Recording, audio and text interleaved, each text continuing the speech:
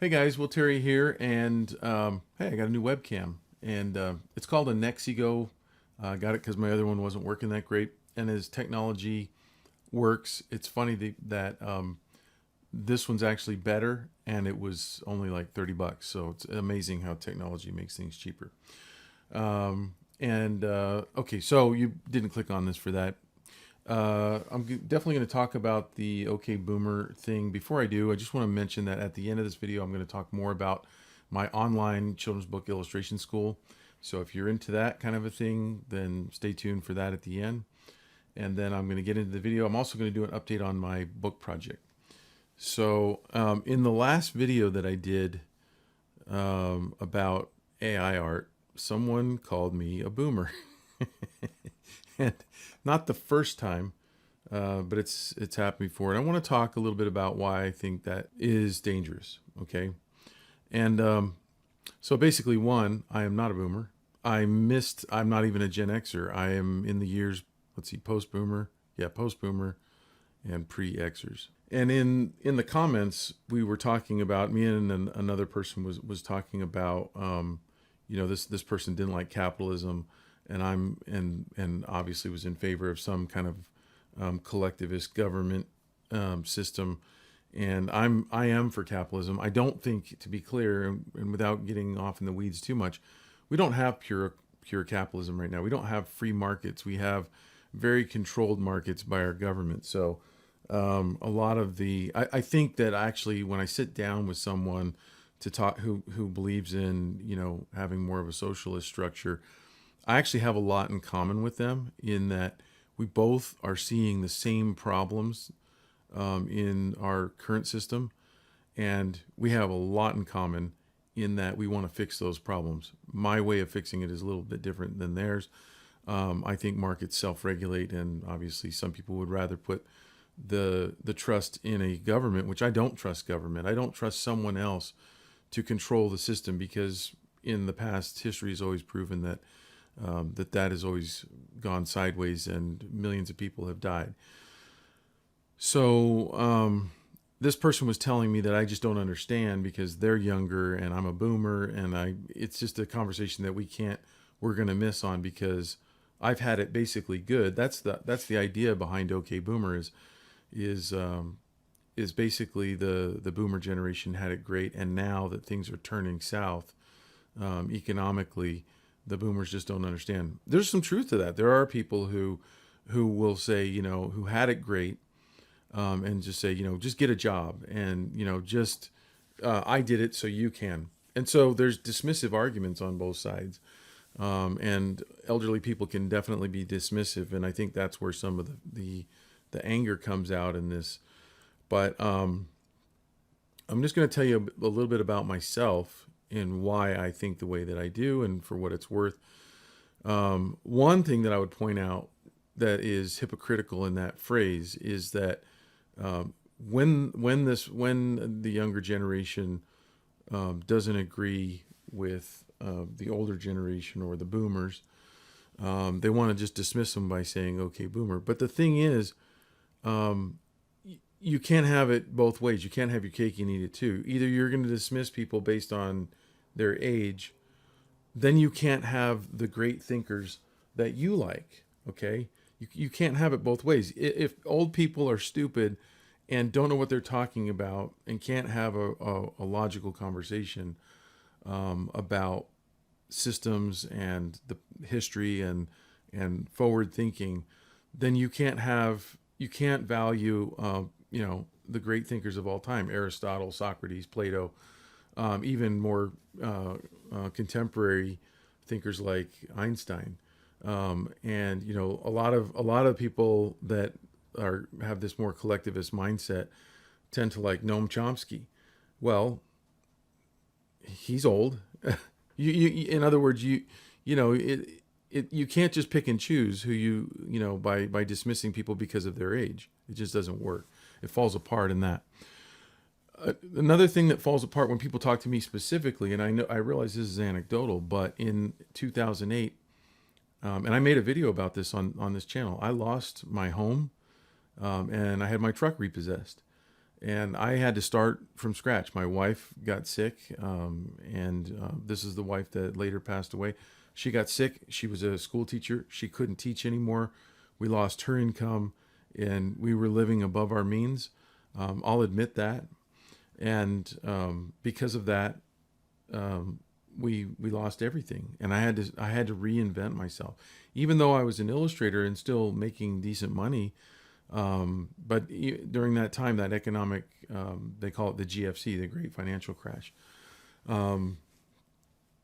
It was tough getting work. A lot of work was canceling out. A lot of publishers were experiencing hard times and weren't hiring as many illustrators, and I felt that, and so it was really tough. And that's when I started. I just started different projects, different businesses, loading books onto Amazon, ebooks, and did really well with that. Started Folio Academy, which later became svslearn.com. And that's the school that I want to talk to you about at the end, if you're interested in that. But I had to reinvent myself. So if this person, or if people are telling me, well, you're a boomer, so you don't understand, it's tough to make a living today. It's tough to start anything. I mean, I make 10 times what I did back then. I am in a great spot. I own my home free and clear now. And so you can reinvent yourself, and you can start businesses, and you really can do a lot more than what you think. I've known people, I've known of people, and I've also personally known people who have basically thought the world was going to end, or the economy was going to crash, and so they just basically quit. And they said, you can't get ahead. Okay, the cards are stacked against us, and no matter what we do, the system is stacked against us. We can't get ahead. I've known people who have quit and who are suffering the consequences of that today, because guess what? Economies don't just crash overnight. The Roman Empire really saw its peak right around the year zero, right around the time of Christ, and it really didn't crumble until like 450 years later. You could make the argument that it took 400 some years for it to collapse. It doesn't collapse overnight. Now, things tend to collapse quicker today. History tends to move faster. I think probably because technology is moving faster. Everything is moving at a much faster pace. But economies don't crash overnight. So as people are talking about these economic times right now, guess what? There's going to be a lot of people that make a lot of money in the next few years. And so if you get caught up in listening to people who, like this person that I was commenting back and forth on in that other video, which is, it's our system. This is what his argument basically was, from what I understand, was it's our system that's bad. Yeah, there are really bad things about our system. But there will be people, and I want to include myself in this, who will make more money during this time than in other times. And that's because you figure out ways to work around and through the system. And it's possible. And there will be a lot of millionaires made in the next 5, 10, 20 years. And the people that I'm really talking to, because I'm sure there's going to be people arguing in the comments on this video, that will reiterate the same thing. Well, you just can't get ahead right now. So you can choose to listen to those guys, or you can choose to listen to people who are positive and who are moving forward and who are going to thrive. Now, in the title of this video, I said, what's dangerous about saying "Okay, Boomer"? Well, in history, if you're a student of history, you will know that multiple times there have been regimes, governments, people in power who have vilified the educated, who have vilified the elders, and that has led to mass casualties. In fact, there's a good movie that you could watch called The Killing Fields. It's about the Khmer Rouge in Cambodia, who was heavily influenced by Mao Zedong in China, where the same kind of thing happened there, where millions of people were killed in China. The reason I bring up the Khmer Rouge is because that happened in my lifetime. I remember in our church, we took in some refugees from Cambodia who had come over here from the quote unquote killing fields. And what they lived through was something that you couldn't even believe. It was that the propaganda was put out that they, the Khmer wanted, said that it was better for their society to reject Western values, and which included education, and in favor of an agrarian type society. And so they took the kids. They told the kids that their parents were bad, their teachers were bad, anyone that was a professional was bad, that they had gotten ill gains, and that they were destroying the country. And they had the kids kill the adults and the elderly. Again, if you want to watch it, watch that movie. It's really well done. And so, yeah, it's dangerous. The idea is dangerous to dismiss elderly people. In my experience, elderly people have lived through so much and have so much experience, and some of them are idiots. Some of us are idiots. But that doesn't mean that all of us are idiots, and some people are really smart, and even the idiots have learned a lot of, excuse me, a lot of smart things, a lot of wisdom, a lot of wise things, and to listen to the propaganda of dismissing people based on their age is, as history has shown, very dangerous. So it's offensive to me. It was offensive to me to read that in my comments, but I don't blame the person who did it because it's not coming from them. It's coming from people who know what they're doing and who are putting this out there to basically gain favor in what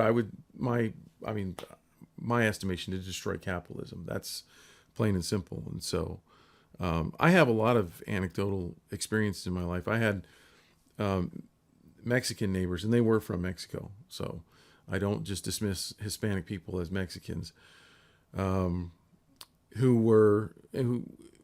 was in our last house that we lived in. We became really good friends with them.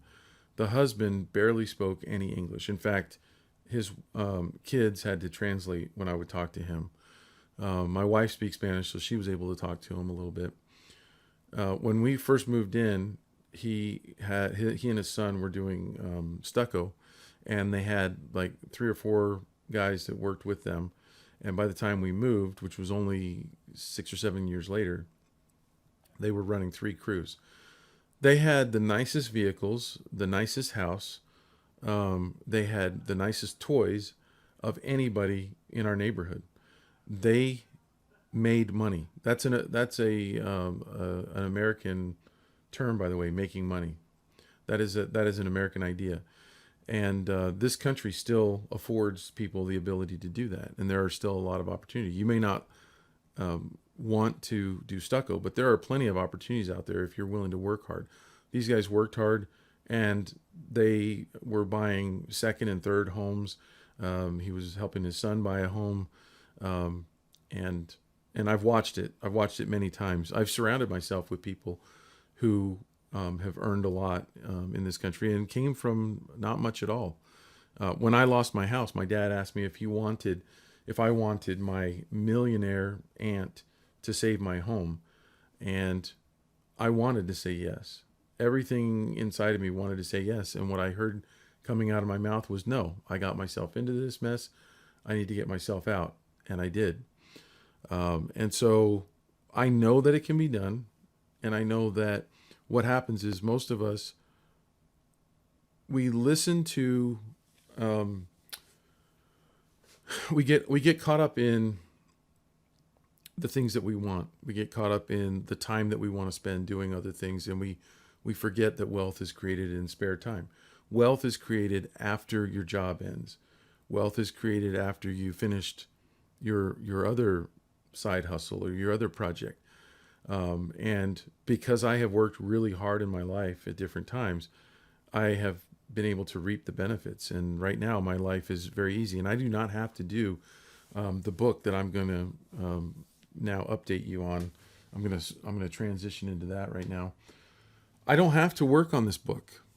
I have enough money coming in and from various sources and other businesses that I've started and investments that I definitely don't have to do this. It's a great position to be in, to finally be in a spot where I'm doing this for the fun of it. I'm also doing it to create a second source of income. I believe you can't have too many sources of income. As I generate, I'll create one source, another source will dry up. It'll run its course and it'll be replaced with another one. And that's what I've done for the last 20 years or so. And so with this children's book, this pickleball book that I'm working on, I was going to tell you I said on the last video that I'm going to tell you about another way that I plan to market this. And I'm curious as to what people will say if other people have experience with this, but I am going to upload it to the KDP Select program and test that out. I mentioned earlier in the video that I had uploaded ebooks to Amazon, and that was in 2000, I believe, 9, when they first allowed you to self-publish on their site. My books did great. I ended up making right around $32,000 for about 2 months worth of work over the course of maybe 3 or 4 years. And so I would get this mailbox money coming in every month, and it was great. And I plan on, again, sharing with you the results of this as well. I haven't done anything with uploading since then, and some people wonder, well, if it did so well, why didn't you keep going? At that time, I was still really into getting my name out there in doing children's publishing with big publishers. So that was one big thing. I was also starting the online school, the svslearn.com, and I needed a lot of time for that.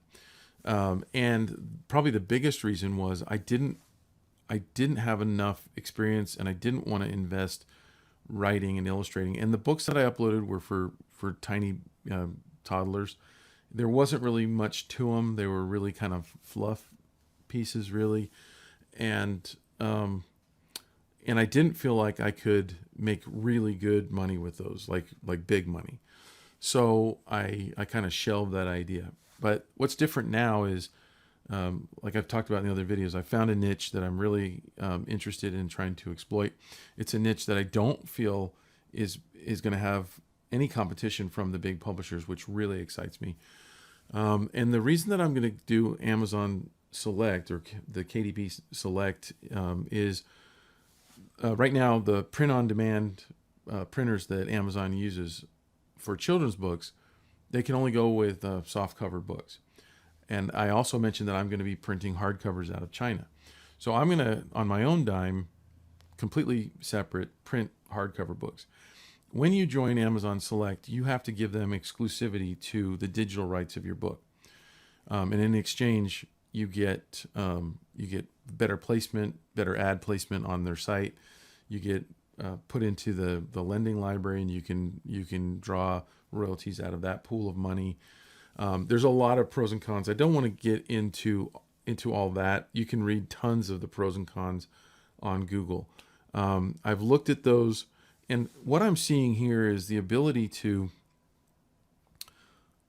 sell the softcover version of the book, and let Amazon price the book. They'll price it much lower than the hardcover, but that's going to be expected by my audience, right? So if I was only doing hardcovers and I gave Amazon, I shipped Amazon hardcovers, it would be a real problem, because they would price that hardcover lower than I would want to sell it at boutiques and shops and events and things like that. But in this case, I don't see one cannibalizing the other. So I really want to test out the Select program, and yeah, so that's what I'm doing, and that's kind of the direction that I'm going.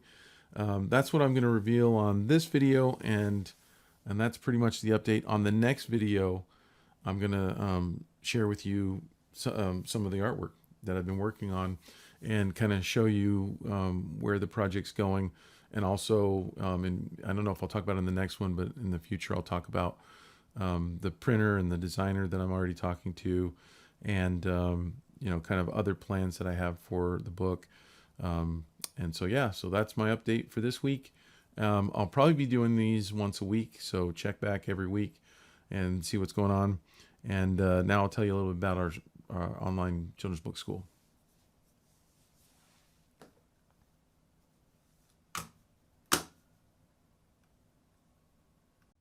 Okay, I said I would talk about this at the end of the video, and so here we are. I'm not going to take a lot of time with this, but some of you know that I created an online art school along with Jake Parker and Lee White. It's called svslearn.com. It's specifically designed for illustrators who want to increase their skills. So we have a lot of illustrators in university art programs or art schools who take our courses as supplemental. We have a lot of students who take this instead of going to art school. The beauty is that you can do this on your own time, in your own home, on your own schedule, and maybe you don't have an art school close by that you want to go to. And the biggest advantage is the fraction of the price. It's only $25 a month. It's going up in January 1st. So this is November of 2022. It's going to go up in a couple of months. So tell your friends that it's going to be going up because those people who are in at the $25, it's like $24.99 or something like that per month, are going to stay at that price. We're not going to increase the rate on the people that have been supporting us, but the price will go up for new subscribers. And I just want to show you really quick here, right here, a guided curriculum. We put together a full foundations program. So everything that you need is in, you start with level 1 and you've got how to draw everything with Jake Parker. All your perspective and drawing classes, basic light and shadow, and introduction to color theory is all in there. And then level 2, you get into some of the more important things, more advanced drawing, character design, stylizing human characters. And all of this is to help you become a children's book illustrator or a graphic novel illustrator. Even comic book illustrators find all this stuff very helpful. It's everything that you need, all the tools that you need to become a children's book illustrator. And a lot of people are taking the foundations before they take our big, robust Children's Book Pro class. So the Children's Book Pro class is not included in the subscription. That's a premium class that's designed to give you all the knowledge for making a children's book, for getting involved in the children's book industry, working with publishers and agents and all of that stuff. But this is the foundations level that you need before you get into that. So I just wanted to talk about that a little bit. Again, we are at svslearn.com. You can go there and check it out. And again, we've got the free trial for 14 days. So there you go. I've loved working on this project. I've loved working with Jake and Lee and all the other teachers that we've had involved in this project. It's been a lifelong passion. We've been doing this for, I think, close to 10 years now. And our students love it. And so there you go. So that's another thing that I do.